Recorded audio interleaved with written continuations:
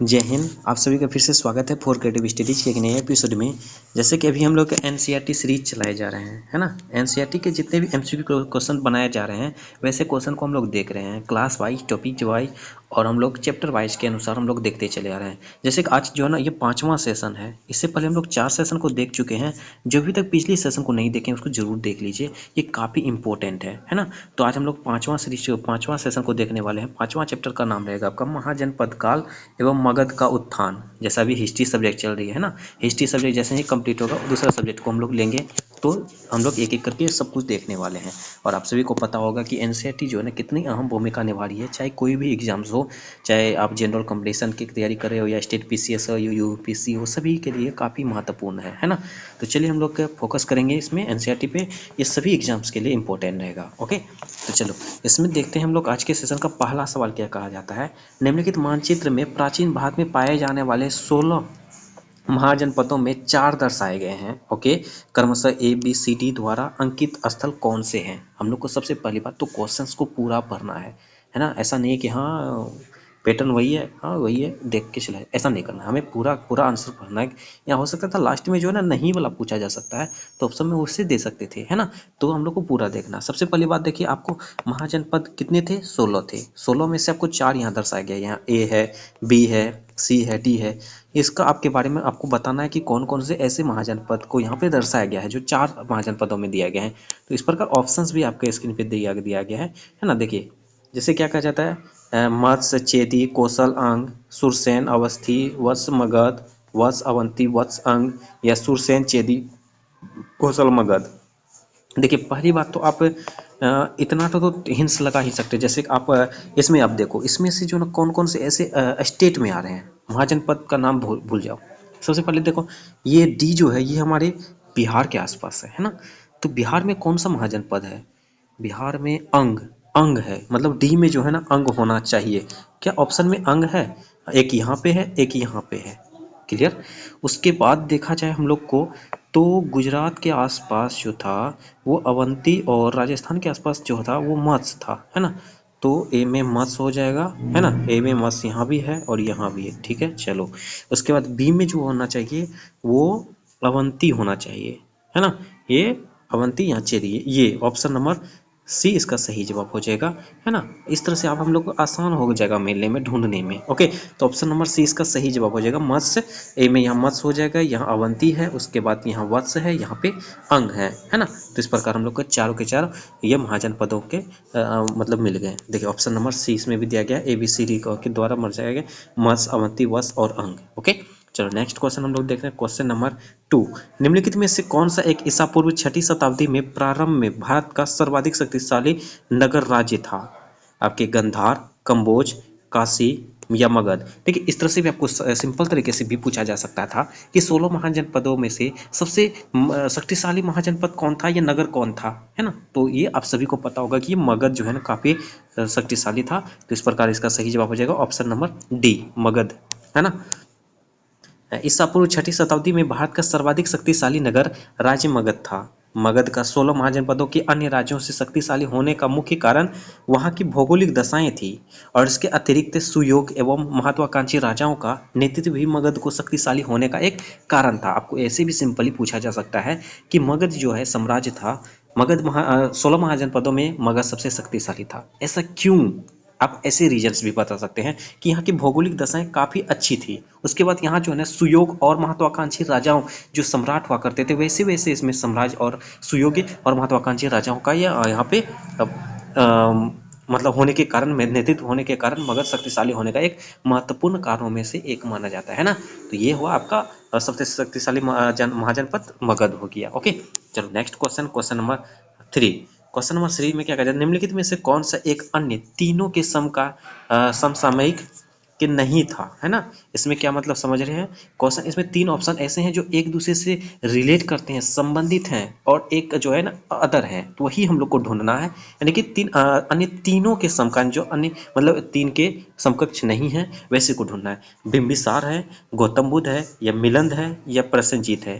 देखिए पहली बात तो आप गौतम और प्रसेनजीत तो ये आप एक दूसरे का रिलेट कर सकते हैं, है ना, शादीशुदा है। उसके बाद बिंबिसार, बिंबिसार भी आप इसको जो प्रसेनजीत की बहन जो है थी उससे शादी किया था। इस प्रकार ये तीनों तो एक जगह मिल गया। और मिलिंद जो थे ये लगभग 200 दूसरी ईसा शताब्दी के आसपास का था।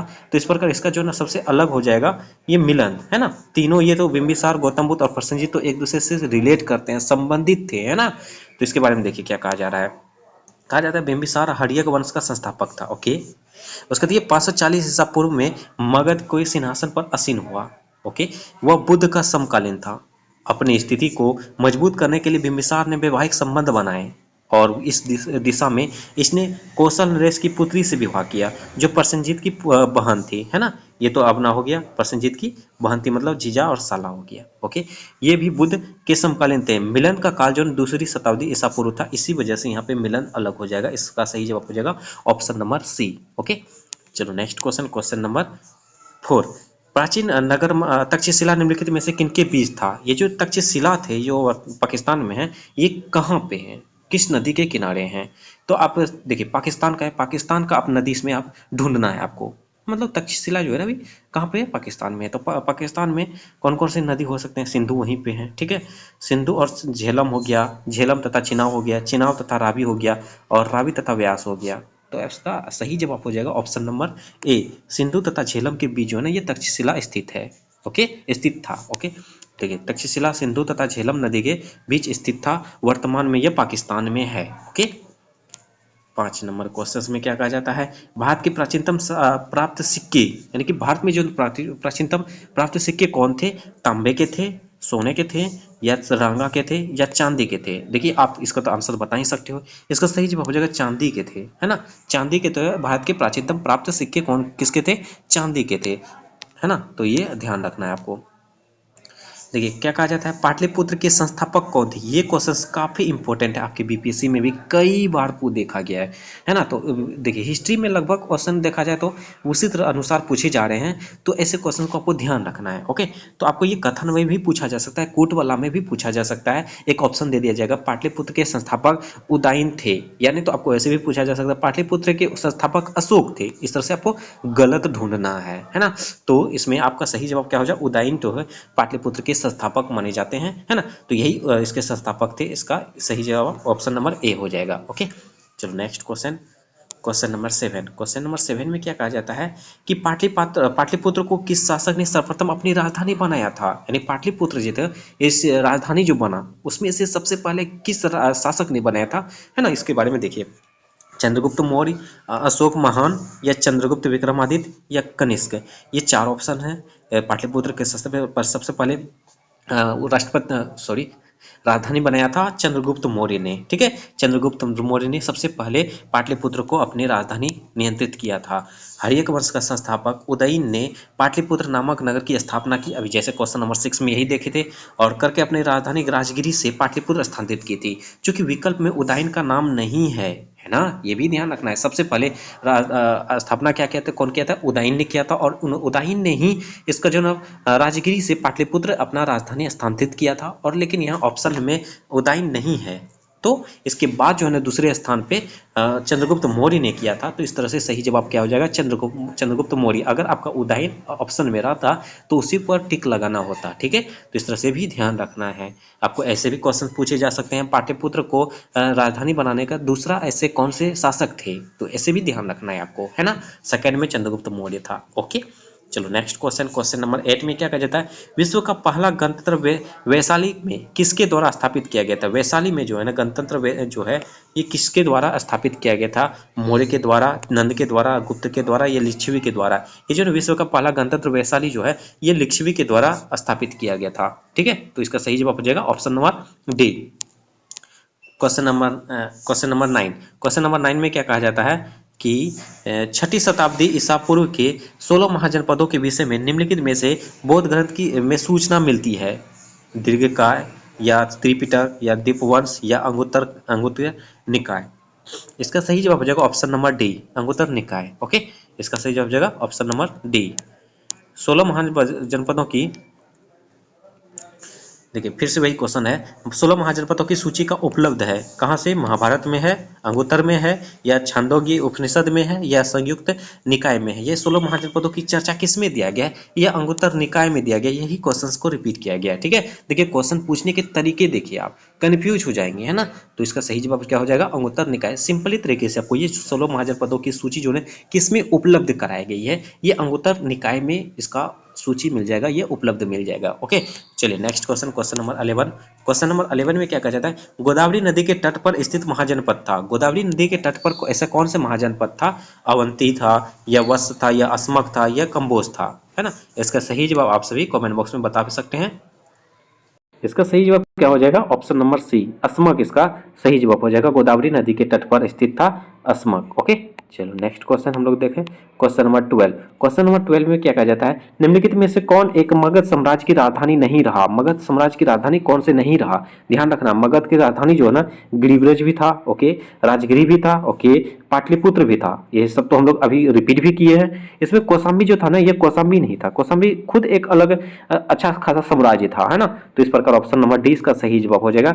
मगध का जो है ना एक कौशाम्बी कभी इसकी राजधानी नहीं बनी। ओके, चलो next question, question number 13। Question number 13 में क्या कहा जाता है कि मगध के किस प्रारंभिक शासक ने राज्यारोहण के लिए अपने पिता की हत्या की एवं स्वयं इसकी कारणवश अपने पुत्र द्वारा मारा गया। देखिए इसका सिंपल तरीके से क्या पूछा जा रहा है, मगध के ऐसे पहले कौन से शासक थे जिन्होंने अपने राज्य के लिए, अपने मतलब कि खुद को राजा बनाने के लिए अपने पिता की हत्या कर दिया था, और बाद में जो है ना उनकी भी हत्या उनके पुत्रों के द्वारा करवाई गई थी। इसका ऑप्शन ए है बिंबिसार, अजातशत्रु, उदयन, या नागदशक। आप सभी पढ़े भी होंगे।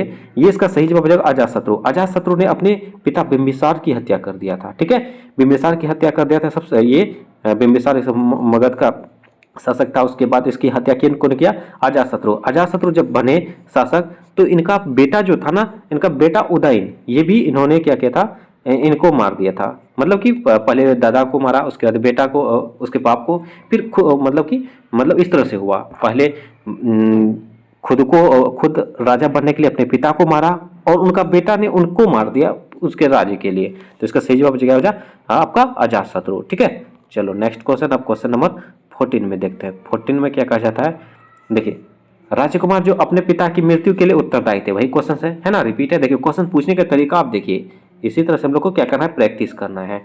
तो इसका सही जवाब हो जाएगा अजातशत्रु। अभी जस्ट देखिए इससे पहले है ना, तो वह क्वेश्चन कितना लंबा था, अभी देखिए शॉर्ट करके बताया। इसी तरह से घुमा के पूछते हैं, आप कंफ्यूज नहीं होना है। ओके, चलो नेक्स्ट क्वेश्चन देखें, क्वेश्चन नंबर 15। क्वेश्चन नंबर 15 में क्या कहा जाता है कि मालवा क्षेत्र पर मगध की सत्ता का विस्तार निम्न में से किसके शासनकाल में हुआ था, बिंबिसार के द्वारा, अजातशत्रु के, या उभयभद्र के, या शिशुनाग के।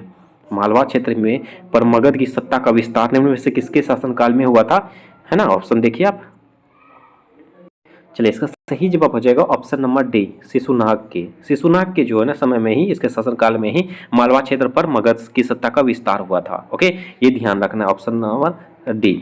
ओके, चलो next question, question number 16। Question number 16 में क्या कहा जाता है कि राजा नंद का उल्लेख करने वाला अभिलेखीय प्रमाण है। राजा नंद का जो है ना उल्लेख कौन से अभिलेख में दर्शाया गया है, खारवेल का हाथी गुम्फा अभिलेख, या रुमनदेई स्तंभ अभिलेख, या रुद्रदमन का जूनागढ़ अभिलेख, या धनदेव का अयोध्या अभिलेख। इसका सही जवाब क्या हो जाएगा, राजा नंद का जो उल्लेख हम लोग खारवेल का हाथी गुम्फा अभिलेख से प्राप्त करते हैं। तो ऑप्शन नंबर ए इसका सही जवाब हो जाएगा। ओके, तो चलिए next question, question number 17। Question number 17 में क्या कहा जाता है, देखिए ये क्वेश्चन इंपॉर्टेंट रहेगा, इसको ध्यान रखना, ध्यान से पढ़ना। क्या कहा जाता है, निम्नलिखित मगध राजवंशों को कालानुक्रमम व्यवस्थित कीजिए। देखिए सबसे पहले इसमें जो कौन से वंश सबसे पहले आए थे, उसके बाद कौन थे, उसके बाद कौन थे, उसके बाद कौन थे, निम्नलिखित कूटों पर आपको बताना है। देखिए हम लोग को इसको अभी नहीं देखना है ना, इसको भी नहीं देखना है। अगर इसको देख के तैयारी कर रहे हैं तो मतलब कहीं ना कहीं हम लोग की तैयारी कमी है ना, अभी हम लोग प्रैक्टिस कर रहे हैं। तो सबसे पहले कौन से आए थे, सबसे पहले जो ना हर्यक वंश आया था, याद है 544 में, 544 ईसा पूर्व बोल रहे हैं। ठीक है, तो ये हो गया 544 हो गया। उसके बाद आपका हर्यक वंश के बाद नंद वंश आया था, ये भी लगभग वही 384 के आसपास आया था। ठीक है, 384 के आसपास आया था। उसके बाद आया था आपका मौर्य वंश, ये 314 के आसपास आया था। तो इस तरह से हम लोग को तो निकल गया। फिर शुंग वंश है ना। तो इस प्रकार देखिए सबसे पहले आया था 4 फिर 1, फिर 3, फिर 2, 4, 1, 3, 2, 4 यहाँ पे है। ऑप्शन नंबर बी इसका सही जवाब हो जाएगा। ऑप्शन नंबर बी इसका सही जवाब हो जाएगा। देखिए यहाँ पे भी ऑप्शन नंबर बी में दिया गया है। सबसे पहले हरियक वर्ष आया था 544 ईस्वी में, और उसके बाद नंदवंश 344 में, सॉरी 384, हाँ 344 में आया था। उसके बाद मौर्य वंश 324 में आया था, और उसके शुंग वंश 184 में, है ना। तो ये हमें ध्यान रखना है, ठीक है। ऑप्शन नंबर बी इसका सही जवाब हो जाएगा। सबसे पहले हरियक वंश, नंद वंश, मौर्य वंश, शुंग वंश।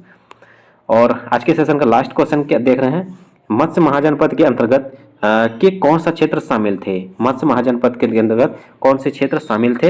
हरियाणा एवं दिल्ली, पश्चिमी उत्तर प्रदेश का क्षेत्र, या अलवर, भरतपुर या जयपुर, या नर्मदा एवं गोदावरी के मध्य का क्षेत्र है। देखिए मत्स्य महाजनपद जो थे ये कहाँ पे था। अभी हम लोग जैसे फर्स्ट क्वेश्चन में भी देखे थे मानचित्र वाला में, है ना। मानचित्र जो था यहाँ यहाँ यहाँ यहाँ जो था 3, आई थिंक 3 में था, नहीं 1 में था। तो उसी के बारे में पूछा जा रहा है। ये जो है ना मत्स्य महाजनपद के अंतर्गत कौन से क्षेत्र शामिल था। ये पश्चिमी उत्तर प्रदेश का क्षेत्र था। ओके, ऑप्शन नंबर बी इसका सही जवाब हो जाएगा। ये क्वेश्चन काफी इंपॉर्टेंट रहेगा, है ना। एग्जाम के दृष्टिकोण से इसको ध्यान रखना है ना। चलो आज के क्वेश्चंस हम लोग टोटल 18 क्वेश्चंस को देखें, जो काफ़ी कम समय में अच्छे क्वेश्चंस को देख चुके हैं, एक्सप्लेन भी कर चुके हैं, है ना। तो हम लोग देखिए क्या कर रहे हैं, क्वेश्चंस को भी देखने के साथ साथ एक्सप्लेनेशन भी देख रहे हैं। इससे अच्छे खासे क्वेश्चंस को भी हम लोग देख रहे हैं, हल कर रहे हैं। काफ़ी इंपॉर्टेंट भी है ना। तो हम लोग का ज़्यादा समय तो नहीं दे रहे हैं, फिर भी सही है। तो यही है आज का सेशन का। हम लोग नेक्स्ट सेशन में भी हम लोग नेक्स्ट क्वेश्चन को देखने वाले हैं, अगला सेशन में अगला चैप्टर को देखने वाले हैं। तो इस तरह से आप इसको रिविजन कर लीजिएगा, प्रैक्टिस कर लीजिएगा। ओके, तो आज के सेशन में बस इतना ही रहने देंगे। उम्मीद करता हूँ आज की सेशन आप सभी के लिए काफ़ी ज़्यादा फायदेमंद साबित हुआ होगा। और एक रिक्वेस्ट भी है, जो भी चैनल में पहली बार आए हैं और चैनल को सब्सक्राइब नहीं किए हैं तो प्लीज़ चैनल को सब्सक्राइब जरूर कर लीजिए और बेल आइकन को जरूर हिट करें। सेशन अच्छा लगे तो लाइक जरूर कीजिए। कमेंट के माध्यम से किसी प्रकार का डाउट हो और आपका कितना स्कोर हुआ ये भी कमेंट करें, और अपने दोस्तों को भी ज़्यादा से ज़्यादा शेयर करें। चलिए मिलते हैं नेक्स्ट सेशन में, तब तक के लिए थैंक यू, जय हिंद।